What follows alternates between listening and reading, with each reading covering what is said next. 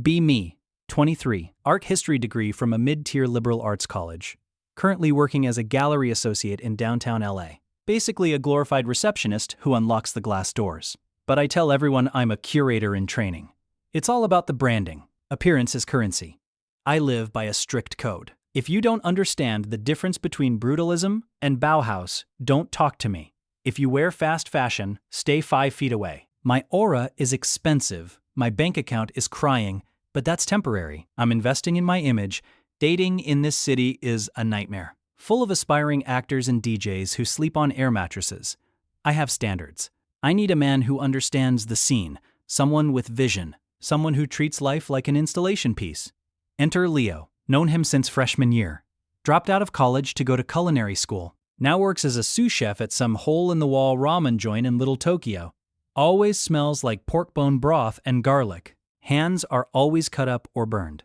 Dresses in baggy chef pants and faded t-shirts. Drives a beat-up Honda Element that rattles when it idles. He's sweet, I guess. Comes by the gallery on his breaks. Brings me experimental bento boxes he made. Says things like, I found these amazing chanterelles at the market. I eat the food because I'm broke and hungry. But I make sure to eat it in the back room. Can't have clients smelling soy sauce in a white cube space. Leo looks at the art on the walls like he's confused. Points at a red canvas with a single blue dot. Why is this $12,000? He asks. I sigh. Roll my eyes. It's about the negative space, Leo. The emotional void. He shrugs. Looks like a spill. Anyway, try the pickled daikon. He's so simple, so functional. No abstract thought in his head. Just ingredients and heat. Blue-collar mindset. I keep him around because he's useful. He fixes my sink when it clogs. He drives me to the airport at 4 a.m. He listens when I rant about the gallery owner. Verify. Sometimes I catch him staring at me while I eat. Has that puppy dog look. It's pathetic, honestly. I tell my friends, he's like a golden retriever that can cook. They laugh. Backup plan energy, one says. I scoff. Please. I'd never date a guy whose hands always smell like onions. I need a patron, a muse, someone who elevates me. Friday night. I managed to get on the list for an underground exhibit in the Arts District. Warehouse space. No signage. Just a bouncer in a balaclava. This is it. This is where the real culture happens. Walk in, techno music thumping so hard my teeth vibrate. Smoke machines everywhere. People standing around piles of literal dirt on the floor. It's genius. I'm holding a warm beer because the bar is cash only. Scanning the room. Reject. Reject. Too short. Bad shoes. Then I see him, leaning against a concrete pillar, wearing oversized black layers that look like rags but cost more than my car. Silver buzz cut. Tiny sunglasses indoors, vaping something that smells like clove and burning plastic.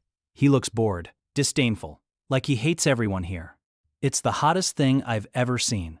I maneuver closer, pretend to study the pile of dirt next to him. He looks at me over his glasses, doesn't smile, just nods at the dirt. It represents the decay of the digital self, he says. Voice is deep, monotone. I feel a shiver. Exactly, I say. It's so visceral. He turns to me fully. I'm Julian, multimedia visionary. I introduce myself. Lie and say I'm an independent art consultant. He doesn't ask for details, just talks about his vision. Says he's working on a project that will disrupt the NFT space. Something about tangible, intangible assets. I nod along. Don't understand a word, but he uses words like paradigm and synergy. He must be rich, or at least funded. He buys me a drink. Well, he tells the bartender to put it on his tab. Bartender looks annoyed, but does it. Julian talks about his studio in Berlin, his residency in Tulum. He's worldly. Leo has never left the state. Julian takes my number. Says, you have a rare energy, a chaotic neutral aura. I can work with that. I feel chosen, validated. This is what I've been manifesting. We leave the party together. He doesn't have a car. Says cars are archaic shackles. We Uber to a loft in a gritty part of town. He says it's a squat luxe aesthetic. Mattress on the floor. Projector playing old anime clips on the wall. Empty bottles of natural wine everywhere. It's messy, but in an artistic way. We spend the night talking, mostly him talking about himself. I listen, entranced. He says, conventional relationships are a prison. I need a co-conspirator. I melt. I don't want to be a girlfriend. I want to be a co-conspirator. Next few weeks are a blur. I'm exhausted. Julian calls me at 2 a.m. to brainstorm. We go to parties where nobody dances. We drink charcoal water. I pay for most of the Ubers because Julian doesn't believe in fiat currency. Says his assets are all tied up in the blockchain. I nod. Smart. Liquidity is for poor people. I tell the girls about him. He's a visionary, I say. He's going to change the art world. They look skeptical when I mention the mattress on the floor. It's minimalism, I scream. Meanwhile, Leo is still texting me. Made fresh gyoza. Want me to drop some off? Saw a movie poster you might like. I leave him on red. He's static. I'm evolving. One day, Leo catches me outside the gallery. I look tired. Dark circles under my eyes from Julian's 3 a.m. raving sessions. Leo looks concerned. You look worn out, he says. Are you eating? I snap. I'm fasting. It's for mental clarity. He frowns. I brought you some bone broth. High collagen. Good for energy. He hands me a thermos. I take it, but I'm annoyed. Why does he always try to feed me? Does he think I'm a stray cat? Who's the guy? Leo asks. He saw an Instagram story I posted of Julian's back. His name is Julian. He's an artist. Leo scratches the back of his neck. Is he treating you right? You seem stressed. I laugh, a cold, sophisticated laugh. He challenges me, Leo. You wouldn't understand. It's intellectual stimulation. Leo looks at his beat-up sneakers. Just be careful. Lots of fakes in this city. I roll my eyes. Julian is real. He's launching a collective next month. Leo just nods. Okay. Drink the broth. He leaves. I throw the broth in the trash. Smells too much like comfort. I don't want comfort. I want greatness. Fast forward 2 weeks. Julian is manic, pacing around his loft, kickstarting the project. He calls it The Void, an immersive experience where people pay to stand in a dark room and listen to AI-generated silence. He says it needs a venue, a specific warehouse in the fashion district. Landlord wants a deposit. Cash. Julian is illiquid right now because the crypto market is down. He turns to me, grabs my shoulders, eyes wild. This is it, babe. The ground floor. I need a partner. I can get investors later, but I need to secure the space now. 5,000. That's all. I freeze. 5,000 is my entire savings. My escape to Europe fund. But he called me partner. He says, when this blows up, we'll be the power couple of the West Coast. Like Kanye and Bianca, but with taste. I swallow hard. This is the test. Do I believe in the vision? Do I believe in us? I nod. I can do it. He kisses my forehead. You're a goddess, a muse. I transfer the money. My stomach drops, but I tell myself it's excitement. Preparation for the launch begins. Julian needs supplies. Projectors, black curtains, speakers. He doesn't have a car. He asks me to rent a truck. I can't afford a rental now. I think of Leo, the Honda Element. It's ugly, but it has cargo space. I text Leo. Hey, need a favor. Huge art installation. Need a driver. He replies instantly. On my way. Of course he is. Leo shows up at Julian's loft. Julian looks at Leo like he's a bug. This is the transport? Julian sneers. Leo looks at Julian. Looks at the pile of junk we need to move. Doesn't say anything. Just starts loading. I sit in the front seat with Leo. Julian sits in the back on a pile of curtains, directing us like a king. Careful with that. That's vintage velvet. Leo drives silently, knuckles white on the steering wheel. We get to the warehouse. It's a dump. Leaking roof. Smells like mold. Julian jumps out. It's perfect. The decay is the texture. Leo helps unload. While Julian is inside vibing with the space, Leo corners me by the car. This guy is a clown, Leo says. Voice low, angry. He's treating you like an intern. I bristle. He's visionary, Leo. He's under stress. Leo shakes his head. He's using you. Did you pay for this place? I cross my arms. I invested. It's a partnership. Leo looks like he's about to scream. You gave him money? How much? None of your business. He's wearing a trash bag and talking about AI silence. It's a scam. I snap. You're just jealous, I shout it. You're jealous because he's creating culture and you're just flipping noodles. You have zero ambition, Leo. That's why you're stuck. Leo flinches, like I slapped him. He looks at me for a long second. Eyes go cold. The puppy dog look is gone. Ambition isn't about swindling people, he says quietly. I cook because I like to feed people. It's real. This? He gestures at the warehouse. This is nothing. He gets in his car. Good luck with the void. He drives off. I feel a twinge of guilt, but I push it down. He's a hater.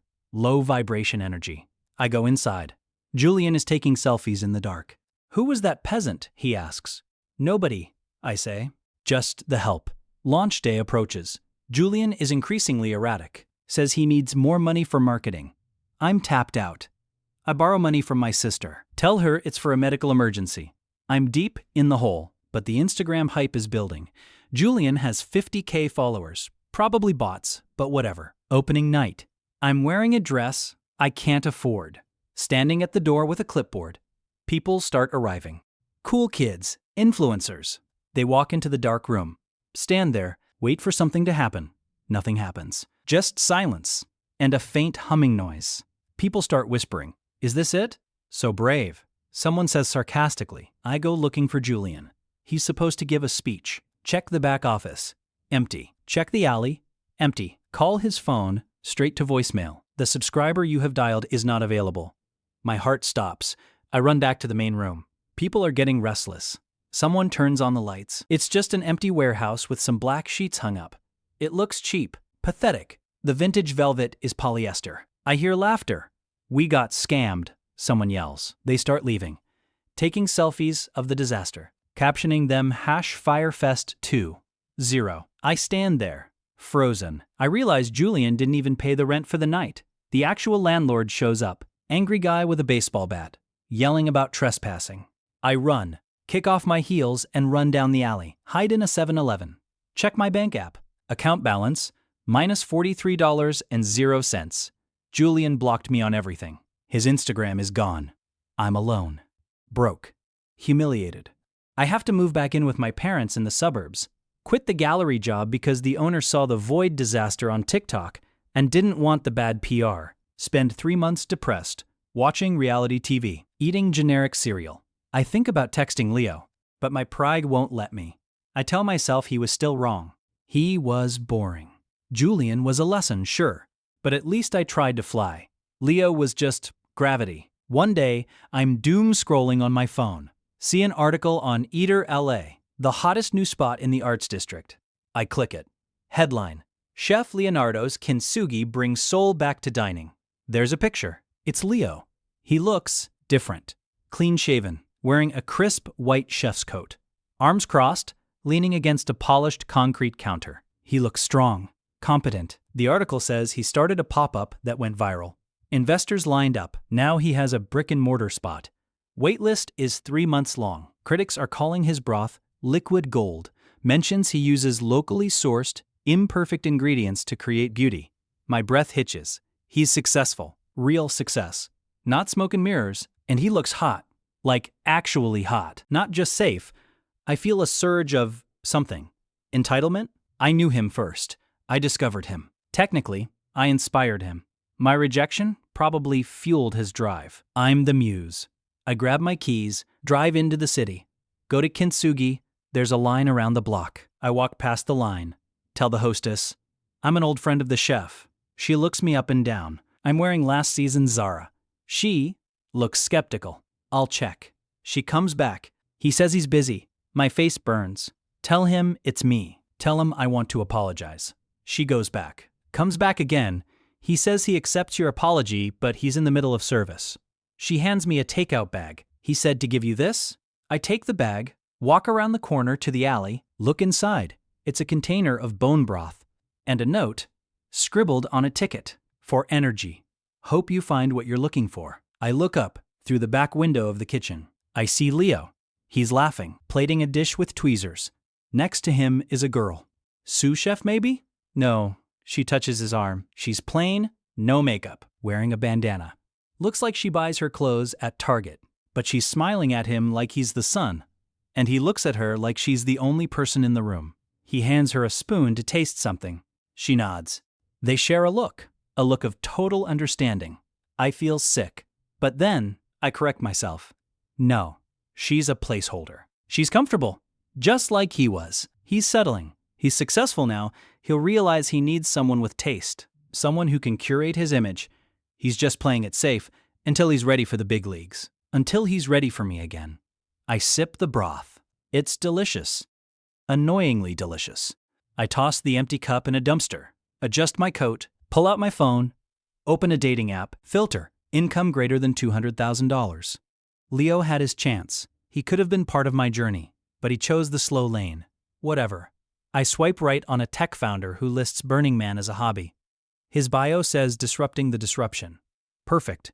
I smile. The grind continues. Beauty is the goal, money is the means, and I'm never settling for a guy who smells like soup. I'm worth more than that. Simple as.